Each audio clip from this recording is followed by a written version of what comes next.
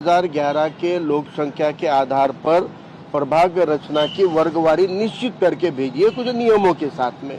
अगर देखा जाए तो नांदेड़ में 2017 में जो महानगर पालिका के इलेक्शन हुए हैं वो इलेक्शन 2011 के जनसंख्या के आधार पर ही थे और जो राज्य सरकार ने वर्गवारी दी है कि एक प्रभाग में 4 प्रतिनिधियों की नांदेड़ में डेंसिटी बनती है तो वो प्रभाग रचना ही 2017 में रही है और उस वक्त के सभी निकषों पे कानून के पूरे दायरों के मुताबिक अभी की वर्तमान प्रभाग रचना कायम रखना चाहिए क्योंकि उन्हीं निकषों पे वो प्रभाग रचना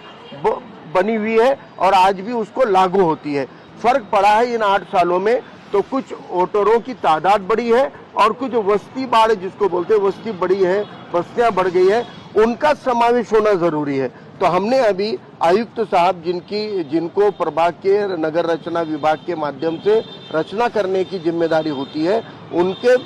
पूरे नगर रचना को या प्रभाग रचना बनाने वाले अधिकारी पहली रिपोर्टिंग आयुक्त को करते हैं,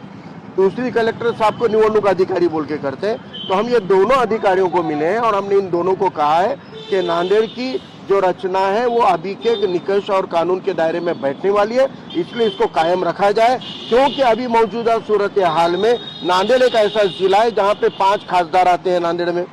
10 से ज्यादा आमदार आते हैं, एक पालक मंत्री आता है और ये लोक प्रतिनिधि अपने अपने मफाद के चलते इन रचनाओं में छेड़छाड़ कर सकते हैं क्योंकि